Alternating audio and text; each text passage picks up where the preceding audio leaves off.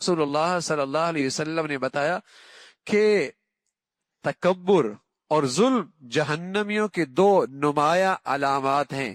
فرمایا بتاؤں جنتی کون ہے، بتاؤں جنتی کون ہے؟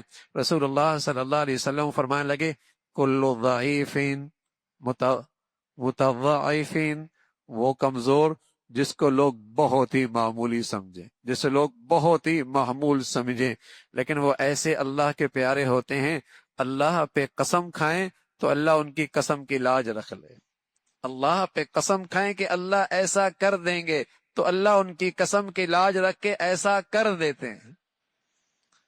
لیکن لوگوں کے نظروں میں بس اوقات وہ بہت معمولی۔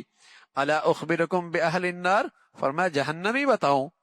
کہ یا رسول اللہ ضرور بتائیں۔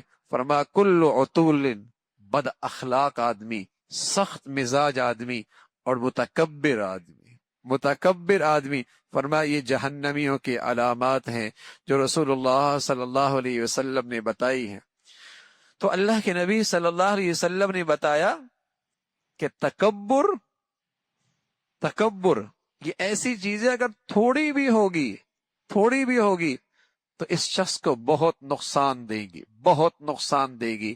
آپ علیہ الصلوۃ والسلام فرمایا کرتے تھے کہ جس شخص میں ذرائی کے برابر بھی تکبر ہوگا اللہ اس کو جنت میں مروہ، منا، صفا مروہ پہ حضرت عبداللہ ابن عمر اور حضرت عبداللہ ابن عمر ابن عاص رضی اللہ تعالیٰ عنہ، ان دونوں کی آپس میں ملاقات ہوئی مروہ کے اوپر، آپس میں باتیں کرنے لگے۔ اتنے میں حضرت عبداللہ ابن عمر ابن عاص تشریف لے گئے، عبداللہ ابن عمر وہاں کھڑے رہ گئے اور رونے لگ گئے، رونے لگے۔ فقال له رجل، ایک آدمی نے کہا عبداللہ، اے ابو عبد الرحمن، ان کے بیٹے کا نام عبد الرحمن تک کنیت تھی ابو عبد الرحمن، اے ابو عبد الرحمن کیوں رو رہے ہو؟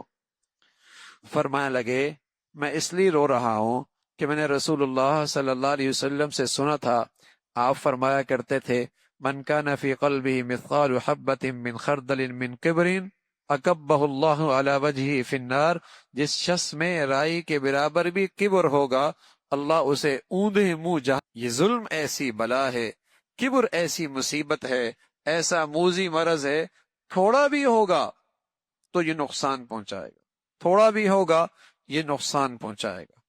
تو بس اوقات ایک آدمی متقی ہے، پرہیزگار ہے، لیکن بظاہر وہ دنیا کے لحاظ سے بہت معمولی لگتا ہے۔